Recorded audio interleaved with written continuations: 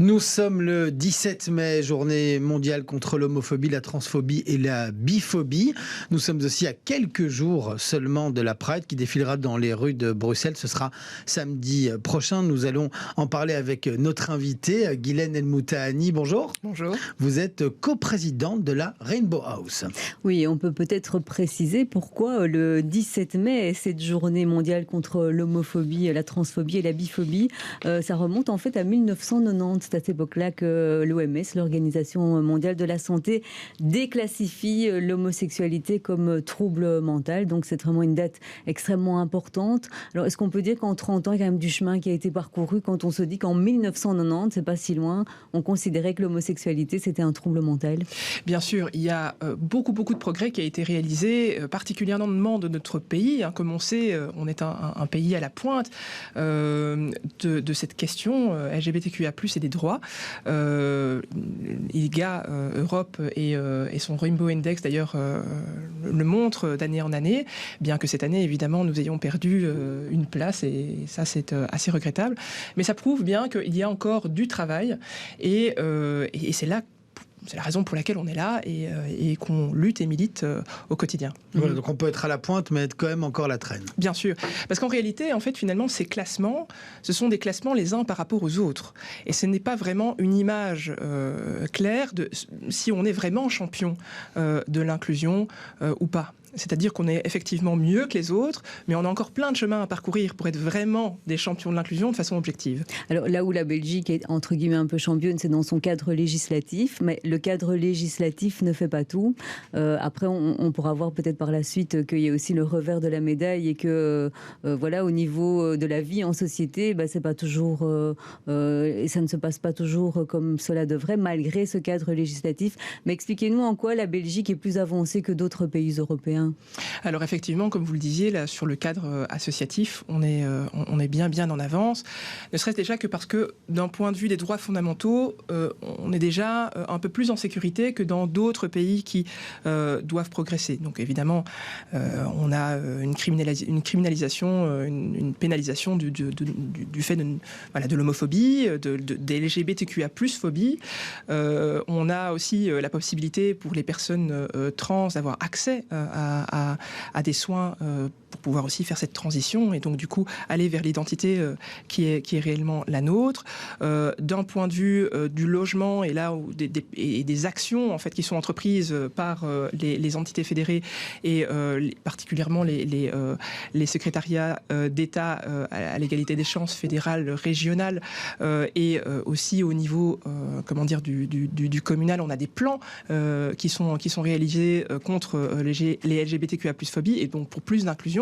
Donc on peut dire effectivement que on fait bien, mais on doit juste aller encore un peu plus loin et je dirais sur certaines lettres de l'acronyme plus encore que sur d'autres, comme par exemple sur les identités transgenres ou intersexes où on a là beaucoup de travail à réaliser. Et c'est ce qui a évolué en 30 ans aussi, c'est qu'avant on divisait plutôt la société il y avait les hétéros et les homos et entre-temps, depuis, il y a des tas de mots qui sont venus enrichir notre vocabulaire, avec lesquels la jeune génération jongle très facilement. C'est moins simple pour les personnes plus âgées. Et donc là, il y a peut-être aussi un conflit générationnel pour comprendre qu'est-ce que c'est transgenre, intersexe, asexuel. Enfin, il y a des tas de... Exactement. Il y a encore énormément de travail à réaliser en termes de visibilisation et en termes de sensibilisation. Ça fait d'ailleurs partie de nos revendications qui sont nombreuses et que je vous inviterai à voir prochainement sur notre site à l'approche de la Pride. Mais de fait, c'est l'histoire, c'est le trajet de l'histoire des luttes pour les communautés LGBTQIA+, c'est que d'abord ça commence par des plus grands groupes, donc LGBT, et puis ensuite dans le sillage en fait de ces grands groupes qui luttent et qui militent pour des droits humains, eh bien d'autres identités émergent et quelque part c'est un succès de voir ces identités émerger Et ces grandes communautés aussi doivent lutter avec et pour ces autres communautés qui émergent, qui sont un peu plus visibles désormais, parce que les plus grandes ont lutté pour l'être. Et donc, du coup, effectivement, on a encore du travail et aussi par rapport à la médiatisation, en fait, de ces lettres Q, I, A et le reste. Et parce le plus, c'est tout ce qui... Oui, parce que finalement, c'est une histoire d'individualité. La question de genre et la question de sexualité nous appartient à chacun. Exactement. Et on ne doit pas forcément catégoriser les gens. C'est peut-être vers ça qu'on doit aller, ne plus catégoriser les gens. Ça, c'est vraiment le monde idéal dans lequel on n'aurait plus tellement à parler, en fait, finalement, de nos différences. Parce que tout le monde serait quelque part inclus dans une grande normalité. Et où effectivement on aurait fini par vaincre en fait ces inégalités et ces divisions. Donc ça, c'est vraiment la trajectoire, l'idéal, mais pour l'heure on est encore obligé de spécifier pour visibiliser. Et c'est pas parfois compliqué quand on est dans une ASBL, quand on est dans un collectif et qu'on veut militer pour les droits de toutes et de tous, qui sont parfois différents, avec des revendications qui peuvent varier. On parlait justement d'individualité, mais là vous parlez en tant que collectif. C'est pas parfois compliqué d'essayer de se retrouver autour d'arguments? Mais en fait, quelque part, c'est clair que l'associatif, c'est un monde très très vivant, très très riche, très très actif, avec parfois des vents contraires. Mais il faut savoir que en fait, les communautés, ce sont un ensemble d'individualités qui discutent, qui débattent et qui à un moment donné arrêtent des positions sur lesquelles et des priorités avec lesquelles il faut avancer pour pouvoir justement laisser plus de place aux individualités pour qu'elles puissent s'exprimer et être en sécurité. Et donc, c'est ça. La question aussi de la représentativité est très très importante.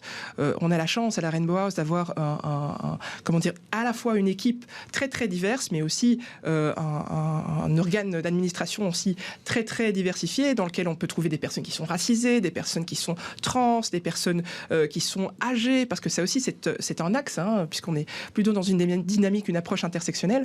La question de la représentativité, elle est très très importante, parce que justement elle permet de donner la voix aux personnes qui sont concernées par les combats. Donc ça, c'est très très important et voilà. Alors, vous parlez de combat, justement, venons-en. Donc, on se rend compte encore en 2022 qu'il y a beaucoup de faits de violence et de discrimination qui concernent toute cette communauté LGBTQIA+. Peut-être singulièrement à Bruxelles, mais pas forcément parce qu'il y en a plus à Bruxelles, mais parce que c'est plus monitoré. Exactement. Et donc, ces faits de discrimination et de violence, ils prennent quelle forme? En fait, les formes de violence qu'on observe, et par ailleurs, notamment par le biais de notre dispositif signalement, qui est réalisé en collaboration avec Equal Bruxelles et PPS, donc Bruxelles Prévention et Sécurité, c'est des violences...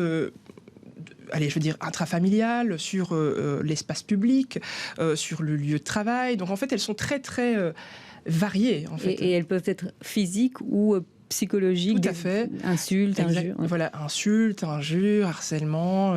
Sur les réseaux sociaux aussi. Aussi, tout à fait. Violence physique sur la voie publique, c'est assez varié. On constate que cette dernière année, d'ailleurs, UNIA a fait une étude là-dessus. En fait, il y a une recrudescence de ces violences. Et on peut dire que la période Covid, et particulièrement la période confinement, n'a pas aidé, puisque c'est une observation qu'on fait de manière globale. Les violences ont augmenté, aussi intrafamiliales, puisqu'on est confiné. Donc, du coup, par exemple, pour les enfants qui ont été outés ou qui ont fait leur coming out et qui n'ont pas dû avoir la tâche facile, puisque du coup, ils se sont retrouvés parfois en lien constant avec des forces oppressives.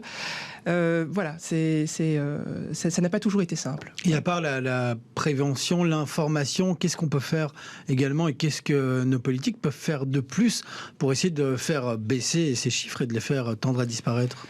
Travailler avec le terrain, ça c'est une évidence. Donc nous avons des experts de terrain. Il faut savoir que par exemple ici, en région bruxelloise, on est là, Coupole, qui regroupe plus d'une 60aine d'associations. Et ces associations en fait travaillent par pôle, donc de compétences. Donc ça peut être la santé, ça peut être la formation, ça peut être aussi la sécurité. Et donc du coup, travailler avec les experts de terrain qui ont une action sociale et une expertise depuis parfois 40 ans et qui ont cette action sociale depuis autant de temps, c'est la meilleure des choses à faire. Après, il y a tout un travail de formation aussi, par exemple, en termes de santé, parce qu'il y a aussi des violences, malheureusement, médicales. Par exemple, pour les enfants intersexes, on a des mutilations encore génitales qui sont normalisantes, qui sont réalisées sur les enfants intersexes. On a aussi des castrations chimiques, des choses qui sont assez... Donc, tout ça existe encore à notre époque. Exactement, tout ça existe encore à notre époque, et c'est pourquoi il faut lutter, mais il faut lutter avec et pour les personnes qui sont concernées, et donc on a des experts de terrain. Donc ça, c'est formation, plan d'action, réalisation de ces plans d'action, EVRAS, ça, ce sont des choses qui sont à réaliser, et surtout, plus de moyens structurels et plus de soutien institutionnel, notamment au dispositif, et notamment, par exemple, à la santé des femmes qui aiment les femmes, des femmes qui ont des rapports avec des femmes, les FSF, parce que là, c'est un grand groupe, les femmes, mais les besoins spécifiques des femmes qui aiment les femmes, en fait, est très minorisé. Alors, pour en revenir au problème d'agression, ce qu'on constate aussi, et voilà, c'est souvent le cas, il y a très peu de plaintes. Parce que quand on n'a pas confiance en la police, on se dit qu'on va être mal reçu, alors qu'on sait que malgré tout, auprès des policiers, il y a énormément de formations qui se font. Tout à fait.